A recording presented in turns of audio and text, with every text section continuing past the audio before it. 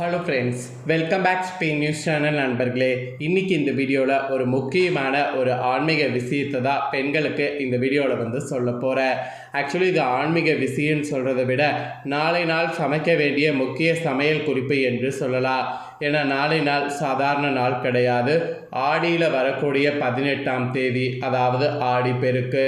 So நாளைய ஆடி பெருக்கில் மதிய உணவில் என்ன மாதிரியான விஷயங்கள் செய்யணும் அப்படிங்கிறத தான் இந்த வீடியோவில் சொல்ல போகிறேன். ஸோ ஆடியுடைய 18 ஸ்பெஷலாக மதிய உணவு மெனுவை இந்த வீடியோவில் தெரிஞ்சு இந்த மெனுவுக்கேற்ப சமைத்து பயன்பெறுங்க. ஃபஸ்ட்டு ஆடி 18 அப்படின்னா என்னங்கிறத சொல்கிறேன், வாங்க பார்க்கலாம். நாளை நாள் தேதி ஆகஸ்டுடைய 3ஆம் நாள், தமிழ் மாதம் ஆடியுடைய 18ஆம் தேதி. ஒவ்வொரு தமிழ் மாதமும் 18ஆம் தேதி வருவது சாதாரண நாளாக இருக்கும். ஆனால் ஆடியில் வரக்கூடிய 18ஆம் தேதி தான் ஆடி பெருக்காக கொண்டாடப்படுது. இது ஒவ்வொரு வருடமும் கொண்டாடப்பட்டு வரக்கூடிய தமிழ் பண்டிகைகளில் மிக முக்கியமான பண்டிகை.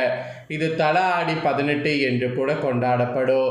இந்த ஆடி 18ல் நீர்நிலைகளில் போய் மக்கள்கள் ஒன்றாக கூடி அந்த நீருக்கு நன்றியை தெரிவித்து அந்த நீரை ரொம்ப அன்னையாக பாவித்து வழிபாடு செய்து அந்த நீர்நிலையில் பழைய மாலைகள்லாம் கழட்டி ஓட விட்டு அந்த நீர்நிலையில் நீராடி புது ஆடை போட்டு பெண்கள் தாலி கயிறை மாற்றி அங்கு வழிபாடு செய்வாங்க.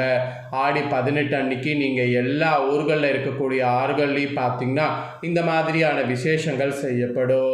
ஆடி 18 ஸ்பெஷலே இன்னொன்று என்னன்னா சமையல் தான். அந்த ஆடி 18 மதிய உணவில் இந்த மாதிரி மெனுவை நீங்கள் சமைக்கணுங்கிறது உங்களுக்கு தர்ம சாஸ்திரத்திலே கூறப்பட்டிருக்கு. அப்படி தர்ம சாஸ்திரத்தில் கூறப்பட்ட அந்த முக்கியமான மெனுவை தான் இந்த வீடியோவில் சொல்ல போகிறேன்.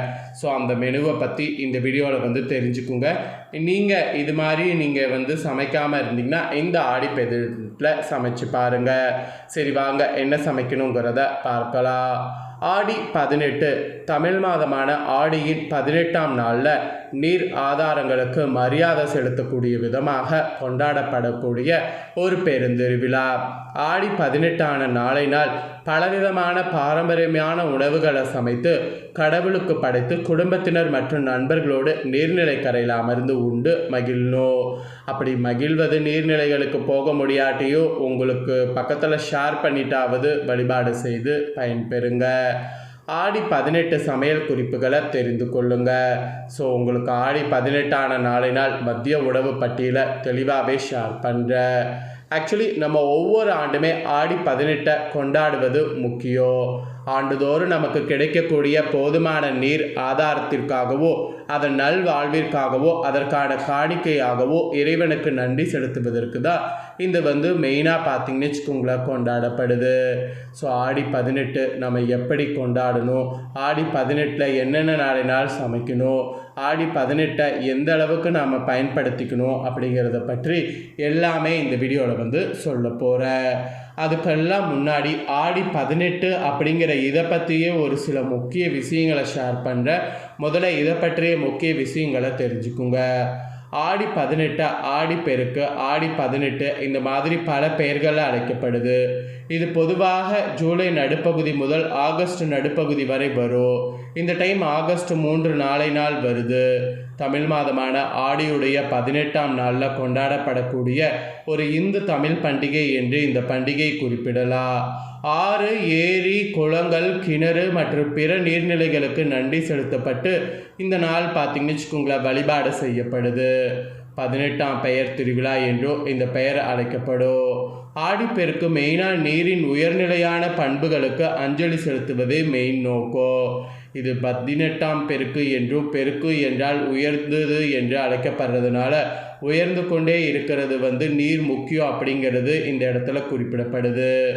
மனித குலத்திற்கு அமைதி, செழிப்பு, மகிழ்ச்சி இதெல்லாம் அருளக்கூடிய பொருட்டு இயற்கையின் அருட்கொடைகளை மனிதர்கள் மீது பொழிவதற்காக அம்மன் தெய்வங்கள் வடிவில் இயற்கை வழிபாடு ஏற்பாடு செய்யப்படுவது தான் ஆடி 18 பெரிய ஒரு சிறப்பாக சொல்லப்படுது.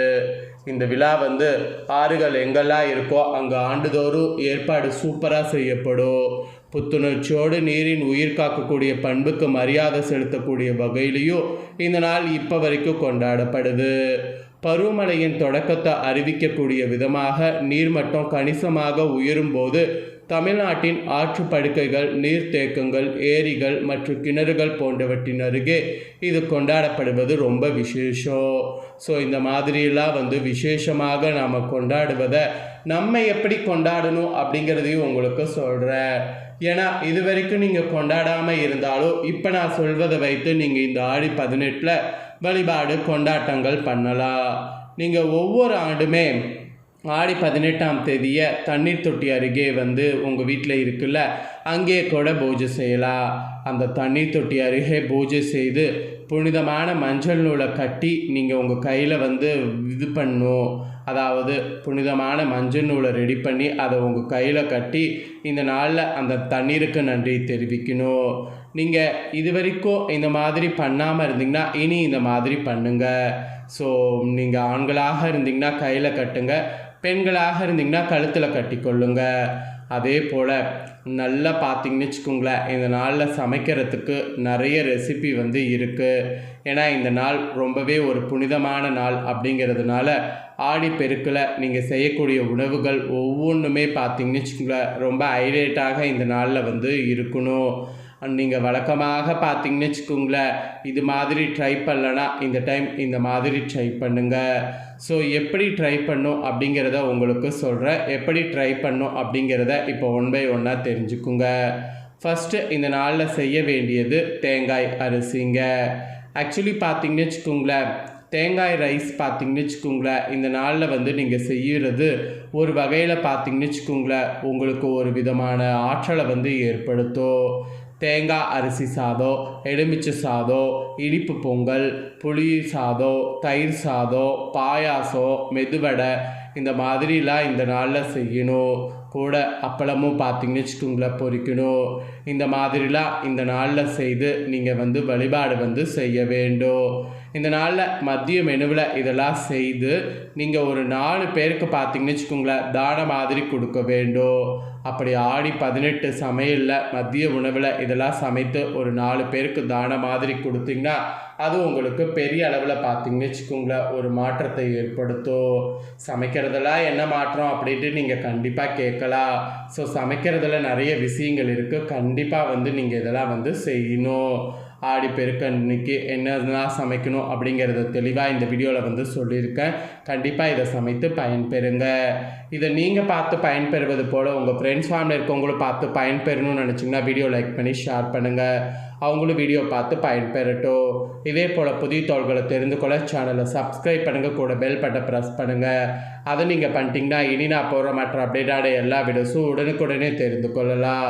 ஸோ மறக்காமல் பண்ணுங்கள். சுவாரஸ்யமாக நெக்ஸ்ட்டு வேறு ஒரு வீடியோவில் உங்களை சந்திக்கிறேன். நன்றி, வணக்கம்.